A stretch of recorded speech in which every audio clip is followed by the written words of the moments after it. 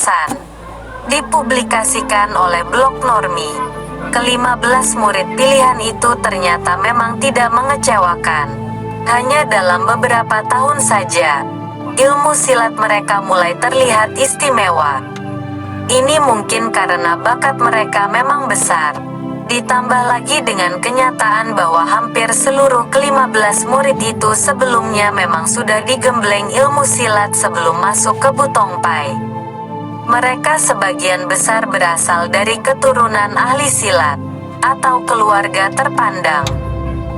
Hal ini berbeda dengan Chiosan, yang sama sekali berbeda latar belakangnya.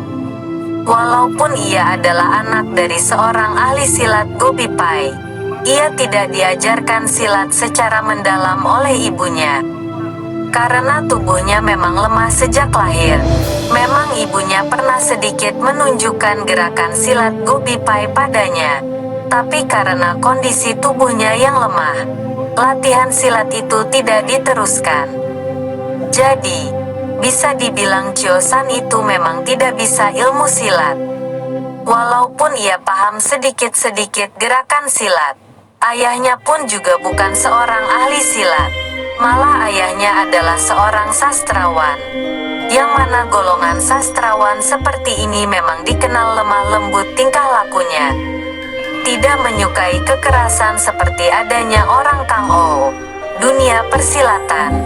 Namun walaupun tidak begitu berbakat dalam ilmu silat, Chiosan sangat berbakat dalam ilmu surat, sastra. Pengetahuannya tentang huruf-huruf kuno sangat banyak. Ini mungkin karena sejak kecil ia memang sudah diajarkan ayahnya. Karena pengetahuan dan bakat ini jugalah yang membuat ia kemudian diterima ke dalam rencana pencarian bakat Butongpai. Ditambah kenyataan bahwa dulu kakeknya adalah orang yang sangat dekat dengan Butongpai. Setiap anggota 15 murid pilihan ini mempunyai guru pengawasnya sendiri-sendiri. Guru pengawas adalah orang yang bertanggung jawab langsung atas masing-masing anggota 15 naga muda ini. Guru pengawas ini adalah orang yang dulu membawa murid ke Butongpai. Seperti Tan Hoat yang menjadi guru pengawas bagi Chiosan. Guru pengawas berkewajiban untuk mendidik langsung, mengajari, dan memperhatikan kemajuan murid yang dibawahinya. Jadi ada 15 guru pengawas, yang satu persatu bertugas untuk mengawasi dan mendidik masing-masing 15 murid tersebut. Selain guru pengawas, ada juga guru umum, yang hanya bertugas melatih mereka. Namun tidak berkewajiban untuk bertanggung jawab sepenuhnya terhadap 15 naga muda, seperti kewajiban guru pengawas. Sekarang, beberapa tahun telah lewat. Ke-15 murid pilihan Butongpai itu telah berusia belasan tahun. Yang paling tua di antara mereka berumur 18 tahun. Sedangkan yang paling muda adalah Chiosan. Saat ini ia telah berumur 16 tahun. Sebutan 15 naga muda Butongpai adalah istilah yang dipakai untuk ke-15 murid istimewa ini. Murid-murid pilihan ini walaupun mendapat perlakuan istimewa dari seluruh Butong, tidak serta-merta membuat hidup mereka enak.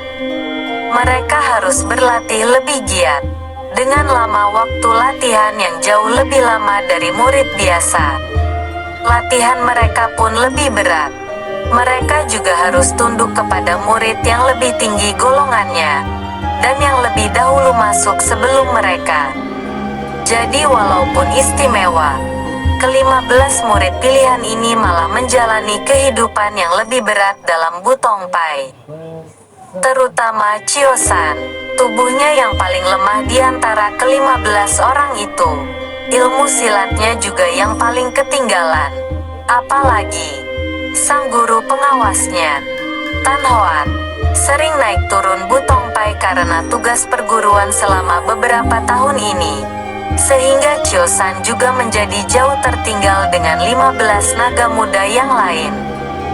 Posisinya sebagai salah satu dari ke-15 murid yang dianggap istimewa itu malah menjadikannya sasaran empuk dari rasa iri murid-murid lain yang tidak termasuk dalam barisan 15 naga muda itu. Seperti yang terjadi sekarang ini. Chiosan kebetulan lewat di hadapan sekumpulan murid yang sedang berlatih ilmu totok Butongpai. Nah Chiosan, mumpung sekarang kamu ada, kami sedang berlatih ilmu totok yang baru kemarin bisa kami kuasai dengan baik. Bagaimana kalau kita berlatih bersama? Tanya Apao. Salah seorang murid Butongpai yang bertubuh tinggi besar. Ah maaf Suheng, kakak seperguruan, saya capek sekali. Kebetulan ini baru selesai latihan pernafasan tingkat 5. Lain kali saja ya. Sambil bicara begitu dia tersenyum. Anggota 15 naga muda, baru sampai pada pernafasan tingkatan 5. Kami saja yang murid biasa, sudah sampai di tingkat 7. Kalian itu belajar apa saja sih? Apao berkata sambil tertawa, yang juga ditimpali gelak tawa teman-temannya yang lain. Sebenarnya yang lain sudah sampai pada tingkat 11. Cuma saya memang kurang bakat. Jadinya ya harus mengulang-ulang terus pelajarannya, jawab Chiosan sambil mencubit-cubit kupingnya sendiri dan tertawa. Nah, karena kau itu suka mengulang-ulang latihan, bagaimana jika sekalian kau mengulang juga latihan ilmu totok bersama kami, kata Apao. Aduh Suheng, sungguh badan saya pegal-pegal semua. Saya takut malah tidak bisa latihan dengan baik, jawab Chiosan. Alah sudahlah ayo latihan, pasang kuda-kuda ya, lihat jurus, sambil berteriak. Apao langsung melancarkan jurusnya tanpa menanti jawaban dari Chiosan. Gerakannya cepat, tidak malu sebagai anak murid Butong. Ia mengincar sebuah titik di daerah dada kiri Chiosan. Diserang seperti itu Chiosan tidak kaget. Ia bersikap tenang dan menerima serangan itu dengan gerakan menyapu dengan tangan kiri. Gerakan menyapu ini adalah bagian dari gerakan dasar Tai Ke Kun ciptaan mendiang Tio Sam Hong. Dilakukan dengan lembut dan mengalir. Saat serangan pertamanya berhasil dipunahkan, Apao menggunakan tangan kirinya untuk mengincar sebuah titik di pelipis kanan Chiosan. Melihat serangan ini, Chiosan hanya memutar lehernya mengikuti aliran serangan, sehingga serangan totokan itu hanya lewat di depan matanya. Melihat dua serangannya gagal, Apao semakin bersemangat untuk menyerang. Gerakannya semakin cepat, namun gerakan Chiosan juga tak kalah cepat. Setelah beberapa lama beradu silat, keringat mulai terlihat di dahi Chiosan. Ia memang gampang sekali capek. Sistem kerja organ dalam tubuhnya memang kurang baik sehingga membuatnya susah mengendalikan pernafasan, yang membuatnya mudah letih. Itulah juga sebabnya ia masih mengulang-ulang pelajaran pernafasan tingkah 5. Melihat lawannya sudah mulai kedodoran, Apao melancarkan serangannya lebih cepat lagi. Bagi orang Butong, gerakan kedua orang ini biasa-biasa saja. Tapi bagi orang luar, apalagi bagi orang yang tidak mengerti ilmu silat, kedua orang murid Butong ini bergerak sangat cepat dan juga indah. Menghadap gerakan cepat ini, Chiosan mulai terdesak. Ia sudah tidak bisa menghindar seperti tadi lagi. Ia tidak mencoba menyerang karena sibuk terus mempertahankan diri. Karena kalah cepat, Chiosan memilih langkah-langkah mundur sambil mengelak sebiasanya. Apao yang merasa dirinya di atas angin semakin mendesak Chiosan yang terus merangsak mundur. Sesekali tubuh Chiosan terkena serangan totokan jari Apao. Tapi karena memang mereka belum terlalu menguasai penyaluran tenaga ke jari-jari, hasil serangan ini hanya cukup menyakiti saja namun tidak sampai menimbulkan akibat yang fatal. Chiosan lalu berkata, "Suheng, Saya mengaku kalah. Seranganmu hebat sekali. Sambil berkata begitu ia memberi hormat. Apao yang masih penasaran karena belum bisa menjatuhkan anggota 15 naga muda, tidak menghentikan serangannya. Chio-san hanya mendesah. Sudah sering ia menerima perlakuan seperti ini. Banyak sekali anggota Putong biasa yang ingin menjajal dan mengalahkan anggota 15 naga muda. Dan selalu yang menjadi sasaran adalah Chio-san. Ini mungkin karena dia dianggap yang paling lemah dan paling ketinggalan ilmunya. Bagi murid biasa, menjatuhkan salah seorang anggota 15 naga muda itu adalah sebuah kehormatan. Maka dijajallah anggotanya yang paling lemah. Sudah amat sering Chio-san mengaku kalah, namun mereka selalu ingin menjatuhkannya dulu. Bagi sebagian orang, memang jauh lebih menyenangkan memukul jatuh lawan, ketimbang mendengar dia minta menyerah saja. Sering juga Chio-san babak belur karena dihajar mereka.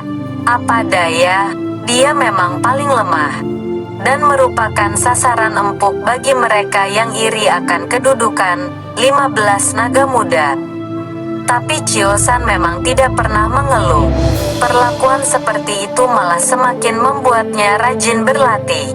Terkadang ia ditertawai orang karena dianggap tidak pantas menjadi bagian 15 naga muda. Kadang ia malah terluka, karena serangan-serangan mereka selalu dilancarkan dengan niat melukai, bukan dengan niat berlatih. Dalam 15 naga muda, ia sendiri juga mengalami hal yang tidak mengenakan. Ia selalu dimarahi dan dikerasi oleh guru-gurunya karena kemajuan ilmunya yang lambat. Kadang-kadang Gihu dan sekaligus guru pengawasnya, Tan Hoat bahkan kehilangan kesabaran dengan menghukumnya. Memang bukan hukuman berat, cuma sekedar membersihkan dapur, atau mengurusi ternak-ternak babi milik Butong. Chio-san pun juga tidak mendendam terhadap gurunya itu, karena ia tahu gurunya bermaksud baik untuk memacunya lebih bersemangat latihan. Kadang juga ia melihat pandangan menghina dari sesama anggota 15 naga muda. Para anggota ini menilai Chio-san tidak pantas menjadi murid unggulan seperti mereka dan sering memperlakukannya dengan tidak baik. Seperti menertawainya, mengatakannya dengan berbagai perkataan yang menyinggung, bahkan juga mengerjainya saat latihan. Seperti mempelorotkan celananya saat ia latihan kuda-kuda, menyiraminya dengan kotoran babi dengan alasan tidak sengaja, dan lain-lain. Chio-san tidak pernah melaporkan perlakuan ini kepada guru-gurunya. Ia menganggap itu hanya candaan belaka. Sering ia tersenyum dalam menghadapi semua itu. Tapi kadang ia juga menangis sendirian saat sedang mandi, atau saat tidur. Ia malu memperlihatkan kelemahannya. Seorang laki-laki harus sanggup menghadapi cobaan apapun dalam hidupnya. Begitu kata ayahnya dahulu. Kekuatan dan ketabahan hati Chio-san ini malah membuat orang semakin tidak suka padanya, dan semakin ingin mengerjainya. Karena mereka tahu Chio-san tidak akan mengadukannya kepada guru-guru mereka. Perlakukan mereka terhadap Chio-san semakin tidak mengenakan. Ia bahkan lebih sering berlatih sendirian. Karena sepertinya kawan sesama 15 naga muda sudah tidak lagi menganggap dirinya. Semua kejadian tidak mengenakan ini lewat di dalam pikirannya dalam sekejap mata. Saat ia menghadapi serangan Apao, tidak terasa matanya berkaca-kaca. Air matanya meleleh. Pemusatan pikiran terhadap pertarungan pun buyar seketika. Seluruh serangan Apao pun tepat mengenai sasarannya. Chio-san terjatuh dan mengeluh kesakitan. Ulu hatinya terasa sakit sekali. Dalam sekali serangan, Apao menyerang 5 titik di tubuhnya. Hasilnya ulu hatinya seperti ditendang 10 kuda. Nafasnya tersengal-sengal, tapi murid-murid lain malah menertawainya. Anggota 15 naga muda menangis saat diserang. Hahaha, mereka berteriak sambil tertawa. Suara teriakan, hinaan, dan tawa itu terasa jauh lebih menyakitkan daripada rasa sakit di ulu hatinya. Ia hanya menutup mata, air matanya mengalir. Sesudah itu dia pingsan. Saat siuman, ia merasa perutnya sakit sekali. Chio-san kini sedang berada di biliknya sendiri. Ia terbaring di atas tempat tidurnya. Ada bau ramuan obat, mungkin juga bau ini yang membuatnya tersadar. Di samping tempat tidur Chio-san, Tan Hoat, sang Gihu duduk di sebuah bangku kayu kecil. Raut wajahnya kelam sekali. Biasanya Gihunya ini tidak seperti ini wajahnya. Tan Hoat baru kembali dari tugas perguruan. Selama beberapa tahun ini, Tan Hoat memang sering sekali naik turun gunung untuk menunaikan tugas perguruan. Melihat ada Gihunya di sampingnya, Chio-san merasa senang sekali. Namun kemudian Gihunya bertanya dengan ketus. "Kau sudah siuman?" kata gurunya. "Iya Gihu," jawab Chio-san. Ada rasa tidak enak di ulu hatinya ketika ia berbicara. "Orang-orang bilang kau menangis karena menerima serangan Apao?" Chio-san menutup matanya. Ia tidak menangis karena serangan Apao. Ia menangis karena merasa tidak diperlakukan dengan adil oleh saudara-saudara seperguruannya sendiri. Tapi bagaimana ia menceritakan ini kepada gurunya? Selama ini gurunya tidak pernah tahu akan perlakukan mereka terhadapnya. Jika kemudian ia bercerita, bukankah nanti ia akan dianggap mencari-cari alasan? Apalagi jika nanti kalau dia bercerita, dan semua orang itu menyangkal ceritanya, maka hasilnya akan lebih parah lagi. Ia akan semakin tersudut. "Iya Gihu," Chio-san menjawab pelan. Gihunya juga hanya berbicara dengan pelan. Namun kata-katanya menusuk sekali. Kau membuatku malu. Kau membuat semua murid Butong Pai malu. Seorang laki-laki lebih baik mati di dalam pertempuran daripada menangis ketakutan dalam perkelahian. Maafkan Tecu, murid, guru, Tecu. Chio-san juga sudah tidak bisa berkata apa-apa lagi. Suhu, guru. Sekaligus Gihunya itu berdiri lalu keluar dari bilik itu. Berjalan dengan gontai, Chio-san hanya menghela nafas. Ia menangis lagi. Ia sudah mempermalukan gurunya. Ia tidak pernah menangis karena rasa takut. Ia tidak menangis karena kesakitan. Tidak, ia menangis karena kemarahan. Karena perlakukan tidak adil. Ia benar. Ia menangis karena melihat ketidakadilan. Ia lalu teringat ayahnya lagi yang dulu pernah berkata, laki-laki hanya pantas meneteskan air mata karena melihat penindasan. Chio-san berpikir, apakah memang ia menangis karena alasan itu? Semakin lama ia berpikir, akhirnya ia tersadar, yang dimaksudkan ayahnya adalah penindasan terhadap orang lain. Jika penindasan itu terjadi kepada dirinya, maka itu bukanlah penindasan. Tapi itu karena ia tidak mampu membela dirinya sendiri. Kesadaran berpikir seperti ini, bagi anak berumur 12 tahun sebenarnya boleh juga dibilang ajaib. Biasanya anak-anak itu lebih suka mencari pembenaran dan membela diri. Tapi Chio-san sudah mulai paham bahwa, jangan-jangan ia memang hanya mencari pembenaran. Dalam hati ia menguatkan dirinya. Ia harus menerima resiko karena kelemahannya sendiri. Apapun nanti hukumannya, harus ia terima dengan berani. Ia tidak boleh menangis lagi. Ia tidak boleh membuat Gihunya kecewa dan marah lagi seperti tadi. Dan yang lebih penting, ia tidak boleh lemah lagi. Akhirnya ia tersenyum, senyum pahit yang selalu dilakukannya. Tapi senyum seperti itu terkadang memang bisa mengobati luka hatinya. Luka hati siapa saja? Nol respon Setu. Bab 3. Kehidupan di Butongsan.